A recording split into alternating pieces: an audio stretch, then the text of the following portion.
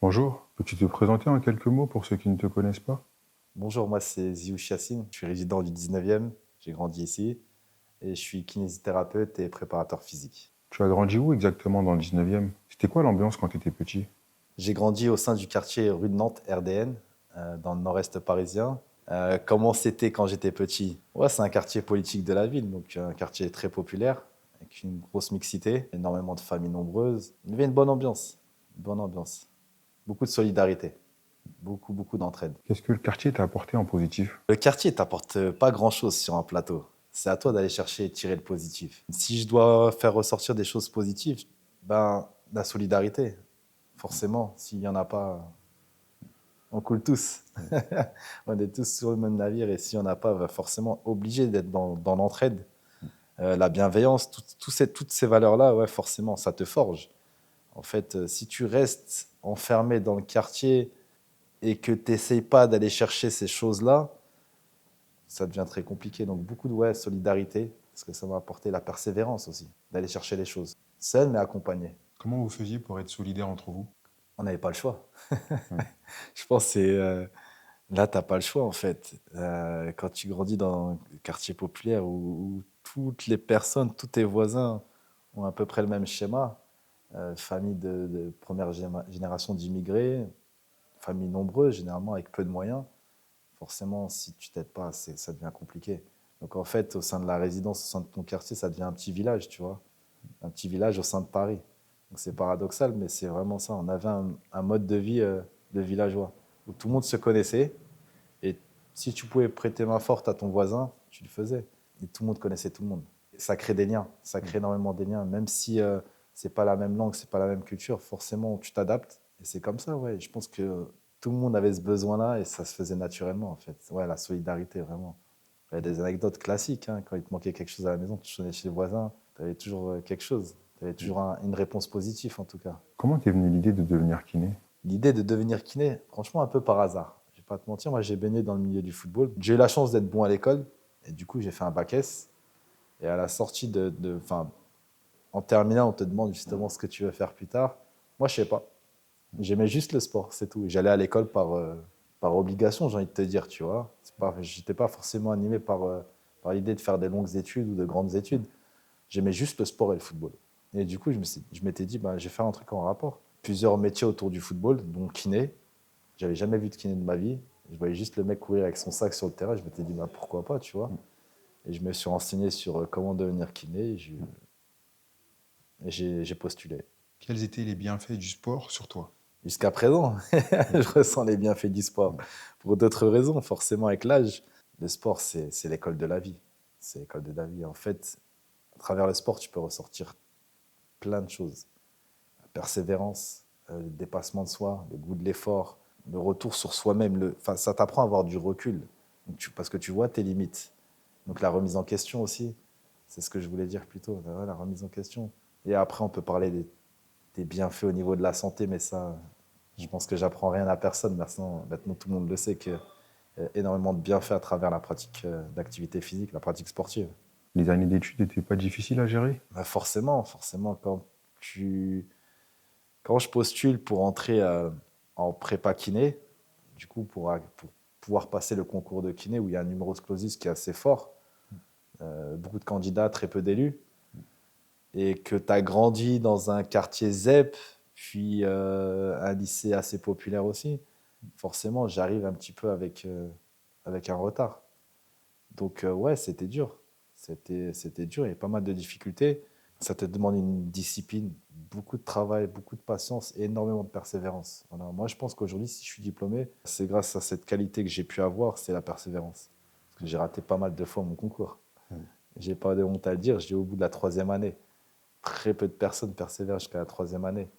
J'ai pensé à l'abandon plusieurs fois, mais j'avais cette force en moi de me dire je vais y arriver, je lâcherai pas, je lâcherai pas. Et peut-être que d'ailleurs le sport, la pratique du sport m'a permis justement d'avoir ce mindset-là, cette mentalité de gagneur qu'on retrouve aussi au quartier, un quartier populaire, tu vois. On sait qu'il faut se débrouiller seul.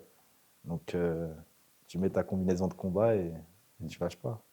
C'est quoi la plus grande difficulté que tu as rencontrée durant ton parcours scolaire? Parcours scolaire post-bac. Parce qu'en vrai, au début, collège, lycée, ouais, tu fais tes classes, tu avances petit à petit. Ouais, on peut parler de difficultés même avant ça. Ouais, je fais partie d'une famille nombreuse. Moi, je suis fils d'analphabète, tu vois. Père et ma mère ne savaient pas écrire. Donc forcément, c'est un peu plus compliqué, même s'il n'y a pas de raison, tu vois. C'est pas une excuse. Mais les difficultés, je les ai rencontrées après le bac. Après le bac. Tu arrives dans un milieu où je me sentais pas à ma place. Un autre environnement, tu vois, tu rentres dans un autre cadre. Je faisais mon école de kiné était dans le 16e, forcément, c'est un autre monde. C'est un autre monde. Tu as le manque d'argent. Tu commences à être un jeune adulte, tu sors de l'adolescence, tu deviens majeur. Les études sont payantes, donc tu as une forme de pression, tu vois. Tu dois à la fois être bon et excellent à l'école, passer énormément de temps en bibliothèque à réviser, et à la fois, tu dois aussi régler ton école et pouvoir aussi vivre, tu vois. Donc, moi, je me rappelle qu'à midi, je ne vais pas faire, je vais pas créer de légende ici, mais moi, mon budget à midi, c'était la journée plutôt, c'était 5 euros par jour. Tu vois, donc il fallait que ça tienne pour le repas du midi et pour le goûter. Donc j'ai envie de te dire, j'ai mangé des sandwichs triangles de Franprix pendant de longues années. Voilà, parce que c'est ça qui rentrait dans le budget. Après, voilà. Donc ouais, le manque d'argent, je pense qu'à un moment donné, ça fait défaut. Qu'est-ce que tu aurais aimé qu'on te dise quand tu avais 17, 18 ans? C'est ce que je dis souvent à un de mes neveux d'ailleurs. Tu vois, je lui dis aujourd'hui, je te parle. J'aurais aimé avoir la chance d'avoir un mec comme moi en fait. Toute prétention gardée, tu vois, en toute modestie. On n'avait pas de conseiller, de grand frère. Pourtant, j'ai des grands frères, tu vois. Mais un gars, un mec un peu plus ancien qui est passé par là, qui te dit quoi faire, mais qui connaît le milieu. Pas forcément celui de la kiné, mais celui des études et de ce milieu-là, tu vois. Je pense que ça m'a beaucoup manqué. Donc j'aurais aimé avoir ce gars-là de te dire, voilà, qui te dit, écoute, c'est dur, je sais ce que tu vis, accroche-toi, t'inquiète pas, un mec qui te rassure et qui te montre la voie en fait. J'ai pas forcément de... Ta question c'est qu'est-ce que tu aurais aimé qu'on te dise à 17 ans, c'est ça? Ouais. Pas forcément de phrase, juste quelqu'un sur qui s'appuyer, un soutien, tu vois. Comment t'es arrivé dans le coaching sportif pro? C'est un petit peu les choses qui se sont faites naturellement, tu vois. Moi j'ai joué au foot toute ma vie. J'ai grandi dans le 19e. Je dis tout le temps que c'est un quartier à la fois béni et maudit. Donc on a énormément de talent ici. Donc forcément, c'est des connexions qui sont plus faciles. J'ai joué au foot. Mon environnement est autour du foot. Je connais énormément de conseillers, de joueurs, les joueurs talentueux du quartier. Donc forcément, on a une proximité avec eux. Donc de fil en aiguille, ils m'ont fait confiance. Comment la connexion avec Moussa Diaby s'est faite? En fait, c'est pareil. Ça revient un petit peu à ce que je disais. On a grandi à peu près dans les mêmes quartiers. Même si on n'est pas forcément du même quartier, mais tous rejoints. Tu vois, moi, je jouais au foot avec son grand frère. Donc je connaissais son frère. Son coach, c'est un de mes meilleurs amis, Los, qui coachait Moussa dès le plus jeune âge. Donc forcément, nous, on allait voir de temps en temps, mais pas souvent, mais on allait voir les matchs de son équipe. Donc forcément, Moussa, Youssouf Fofana, d'autres jouaient à Minarit. Donc je l'ai connu très jeune. Et après, de fil en aiguille, il a grandi et toujours sous l'aile de Los. Et forcément, on s'est rapprochés. J'ai pris en charge le côté performance à travers la kiné et la préparation physique. Aujourd'hui, on est quasiment tout le temps ensemble. On peut dire que je suis un de ses conseillers. Donc ça fait plaisir. Voilà. On a plus, avant, c'était plus un rôle de grand frère, petit frère. Maintenant, tout s'aligne, tu vois, avec l'âge. Voilà comment ça s'est fait. Qu'est-ce qu'il a de spécial humainement et sportivement? Moussa, ça, je pense que c'est quelqu'un d'entier, de très juste. En fait, s'il n'aime pas quelque chose, il va te dire, il ne passe pas par quatre chemins, il te dira, j'aime pas les choses. Donc c'est quelqu'un de très sincère, très juste. C'est quelqu'un de discipliné, d'organisé. Tu vois, et je pense que c'est important. Il n'est pas éparpillé. C'est un gars qui sait où est-ce qu'il veut aller et il prend le chemin le plus court. Sportivement, après, ses qualités, on les connaît. C'est quoi la différence entre coacher un footballeur pro et un client normal? Moi, je fais plus de coaching de gens normaux. Mais si tu veux, c'est la même base, hein. On fait des choses simples. C'est juste l'adaptation qui va se faire en fait. C'est là où tu mets le curseur, c'est sur l'intensité, sur le volume. Mais en vrai, on pourrait très bien faire une séance d'un client normal et effectuer la même avec un client pro. En fait, il faut juste savoir où tu veux aller. Mais sur la base, on n'invente rien, tu vois. On fait des choses simples. Donc, je pense qu'il y a beaucoup plus d'exigences quand tu travailles avec un athlète pro. Parce que forcément, il y a un enjeu. Il y a un enjeu de compétition, un enjeu financier, il y a tout ça, tu vois. Et là, tu as une responsabilité. Quand tu bosses avec un athlète professionnel, forcément, il y a une plus grosse responsabilité qu'avec un client normal où si tu te rates ou si c'est pas bien fait, c'était pas grave. C'est pas son gagne-pain, c'est pas son métier, il n'a pas de compétition, il n'a rien, tu vois. Je pense que ouais, c'est l'exigence et la logique. En fait, tu dois savoir exactement pourquoi tu fais les choses. Parce que c'est pour ça qu'on te paye. Tu dois lui apporter un plus, tu vois. C'est pas juste de l'entretien. Le fait de coacher Moussa Djabi, les résultats sont visibles comment? C'est jamais palpable. En fait, tes résultats, ils se matérialisent pas. En fait, tu le vois sur le long terme. En fait, ce qui est important dans une carrière de footballeur ou de sportif, c'est la longévité. C'est être présent match après match, avoir le moins de blessures possible. C'est là qu'on voit que le travail paie, tu vois. C'est pas forcément sur les performances, parce que c'est pas parce qu'il s'entraîne avec moi ou avec un autre préparateur physique qu'il va mettre plus de buts. Le talent, c'est lui qui l'a. C'est lui qui joue son football. Nous, on est juste là pour l'accompagner, vraiment sur le côté athlétique.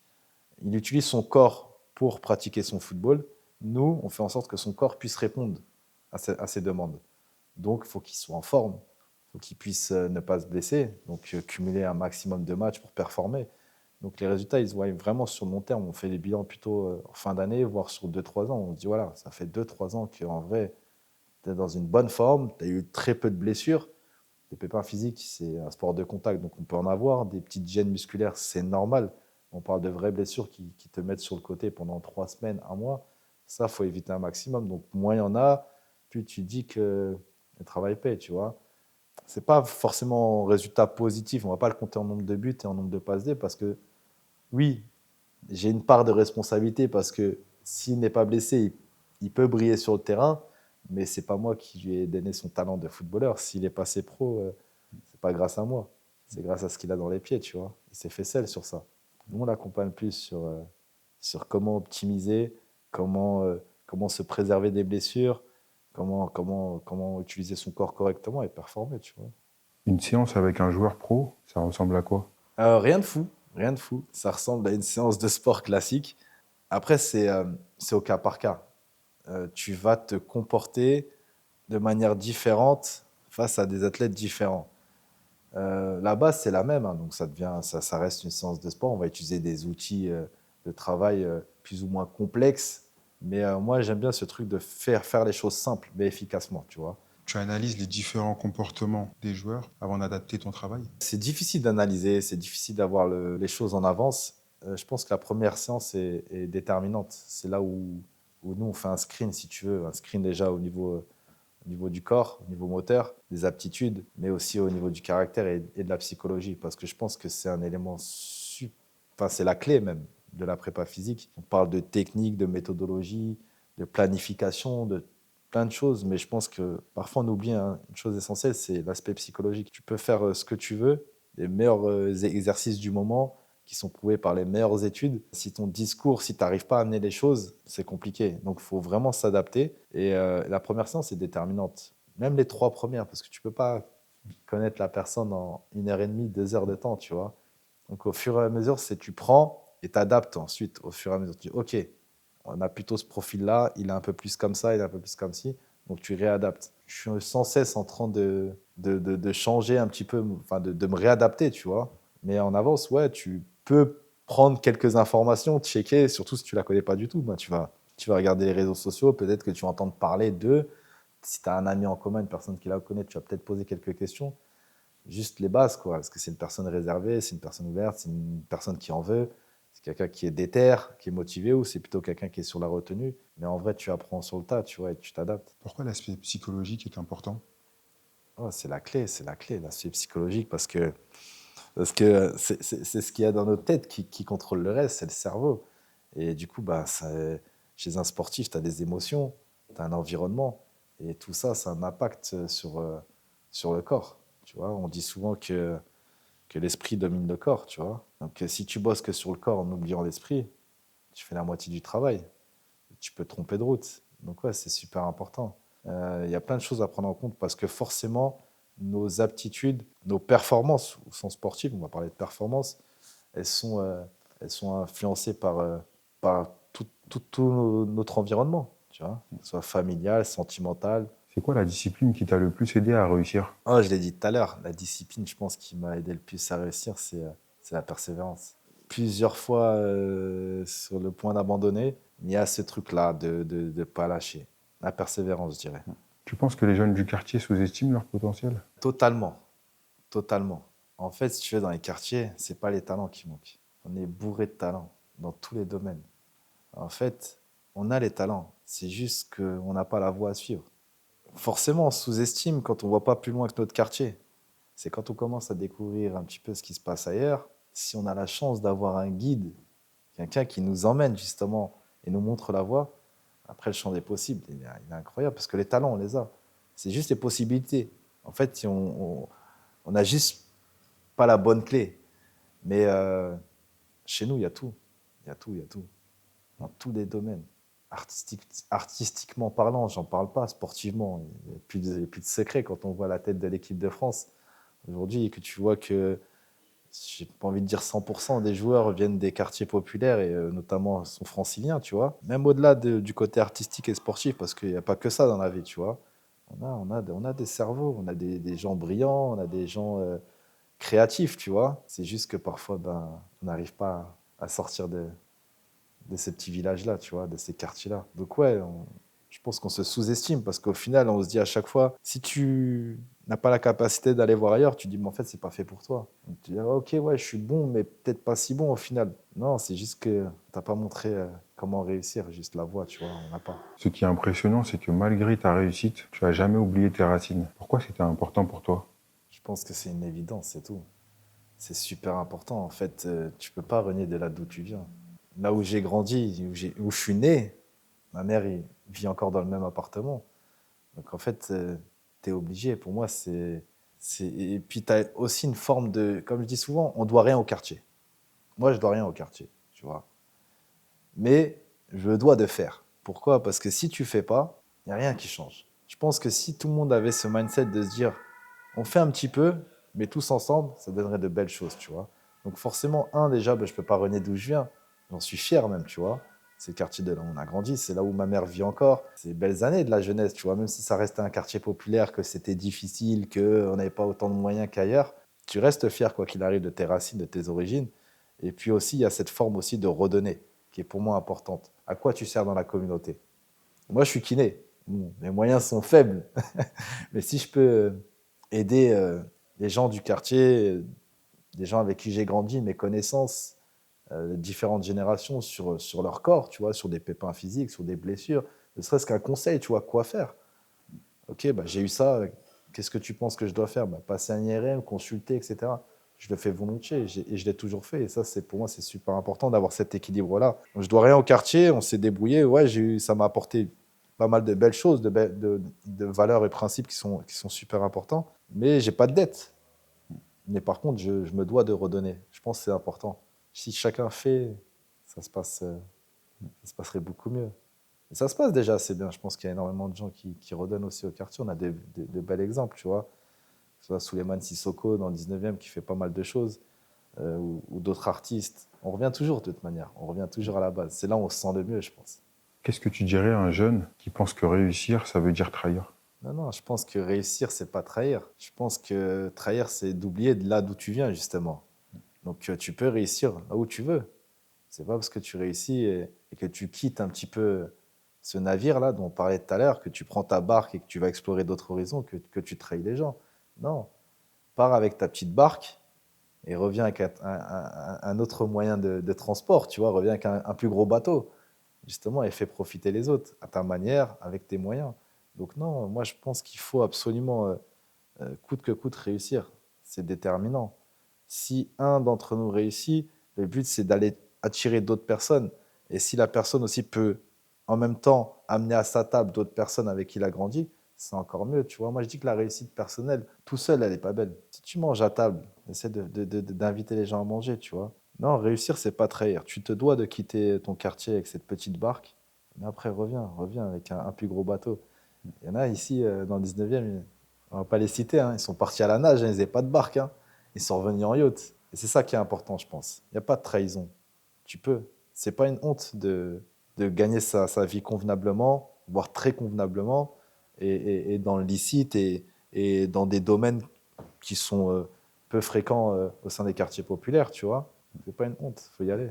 Quel conseil concret tu donnerais à un jeune du 19e qui veut s'en sortir? C'est difficile de choisir un seul conseil, mais la chose qui me vient à l'esprit, c'est, tu sais, quand tu grandis dans ce genre de quartier-là, tu penses que c'est la normalité, qu'en fait la vie c'est comme ça et qu'on est voué à ça, tu vois. Donc, première des choses, je lui dirais déjà d'aller voir ailleurs ce qui se passe. Je le dis souvent. Faut pas avoir peur, la curiosité. Déguiser sa curiosité. Et pour ça, ça demande une capacité d'adaptation. Donc, c'est plus ce terme-là que je vais retenir. D'être en capacité d'être un caméléon, pour dire les choses claires. Tu as grandi de cette manière-là, tu as grandi dans les quartiers populaires, tu as grandi avec cette culture, et d'ailleurs, ces différentes cultures, parce que la culture maghrébine, la culture Afrique de l'Ouest, euh, d'Afrique centrale, tout ça se mélange, tu vois. Mais au final, il faut que tu sois en capacité d'être bon et à l'aise partout. Et parfois, nous, on a l'impression que notre monde se, se définit juste par notre quartier et que c'est nous la norme. Non, ce n'est pas la norme. Le vrai monde, il est ailleurs. Le monde, il est large. Et si tu ne vas pas voir ailleurs, si tu n'acquises pas cette curiosité-là, c'est compliqué. Donc, ce que je dirais à un jeune, c'est d'être curieux et de s'adapter, d'avoir cette capacité à s'adapter, de casser nos codes, de se dire qu'en fait, le monde, le monde m'appartient, tu vois. Je peux parler avec tout le monde et n'importe qui. Et la communication, c'est super important. Tu vois, moi, ça m'a fait défaut pendant très longtemps, cette communication. Et en fait, c'est ta première porte. En fait, le social aujourd'hui, le networking, le réseau, il se crée à partir de la parole. Avant même de savoir tu es dans quel domaine, qui va sortir de ta bouche, va faire en sorte qu'on va pouvoir discuter ou non avec toi, si c'est intéressant ou pas. Donc ouais, la communication, l'adaptation, la curiosité, ces choses-là. Après, bien sûr, être brave and smart, c'est-à-dire intelligent et courageux, parce qu'il en faut du courage quand même, pour, euh, pour faire 2 fois plus que la norme. Parce que malheureusement, on doit faire 2 fois plus. Dans le pays dans lequel on vit, sans reprocher quoi que ce soit à personne, on est encore ralenti, quoi. On a un sac à dos un peu plus lourd que les autres, voilà, sans rentrer dans le détail. As-tu un mot pour la reconstruction? Ah, moi, je te souhaite que le meilleur. Comme j'ai dit, si tout le monde fait à son échelle, forcément, ça donne de belles choses. Ton initiative et ton projet, je connaissais pas trop. Je l'ai appris il n'y a pas très longtemps que ça, tu vois. Ça arrive à mes oreilles il n'y a pas très longtemps que ça. Et ouais, je suis très, très fier de toi. Je suis très fier de toi, de ce que tu entreprends, ce que tu montres aussi. Et c'est important, c'est important. On croit qu'à chaque fois, c'est pas grand-chose. Comme je dis souvent, il suffit d'une personne. Si tu sauves une personne, c'est une vie. Et pour moi, c'est comme si tu avais sauvé l'humanité, tu vois. Si ça peut toucher ne serait-ce qu'une personne, si la reconstruction demain, tu fais le bilan dans 10 ans et tu te dis, ah, il y a ce mec-là qui s'est inspiré de tout ce que tu as fait et qui a changé sa vie, ben, dis-toi que tu pourrais être super fier de toi. Parce qu'une vie, ça pèse lourd. Force à toi et je te souhaite que le meilleur. Je peux pas être plus clair, pardon. Je te remercie pour ta participation. Yes.